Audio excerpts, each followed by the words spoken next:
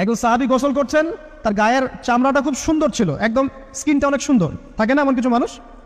আচ্ছা, এখন আরেকজন সাহাবী এই গোসল দেখছেন দূর থেকে, দেখে বলছেন যে কি চমৎকার তার শরীরের রংটা, যেন কুমারী নারীর মতো, অনেকটা এমন একটা কথা তিনি বলেছিলেন।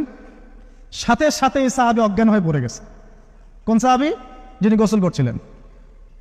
এটার আপনি কোনো ব্যাখ্যা দিতে পারবেন না তো, এখানে কোনো সায়েন্স দিয়ে বা মেডিকেল সায়েন্স দিয়ে আপনি কোনো ব্যাখ্যা করতে পারবেন না। একটা ব্যাখ্যা দিতে পারেন, কিন্তু কেন সেটা হলো সেটা আপনি অ্যান্সার খুঁজে পাবেন না। তো নবী সাল্লাল্লাহু আলাইহি ওয়াসাল্লামের কাছে নিয়ে যাওয়া হলো তাকে। তিনি বললেন যে এই ব্যক্তির ব্যাপারে কি কেউ ভালো মন্দ কিছু বলেছিল? তখন একজন সাহাবী বলেন, হ্যাঁ, অমুকে বলেছে এর স্কিনটা অনেক সুন্দর, ওকে ডেকে নিয়ে আসুন। ওকে ডেকে আনা হলো। ডেকে আনার পর নবীজি তাকে অনেক শাসালেন, তোমরা তোমাদের ভাইদেরকে কি মেরে ফেলতে চাও? তখন এই সাহাবী তো অবাক, আমি আবার কখন মারতে চাইলাম ইয়া রাসূলুল্লাহ? আমি তো মারতে চাই নাই, আমি তো খালি বলেছি যে তার গায়ের রংটা অনেক সুন্দর। তখন তিনি বললেন, কেন তুমি সুবহানাল্লাহ বললে না, কেন তুমি মাশাআল্লাহ বললে না?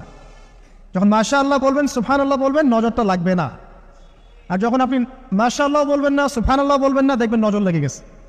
আপনি বিশ্বাস করেন ব্যবসা খুব ভালো চলছে, মানুষ বললো যে বাহ তোর তো ব্যবসা হেভি, লালে লাল শাহজালাল, ঠিক আছে, দেখবেন আপনার কেনা বেচা বন্ধ হয়ে গেছে।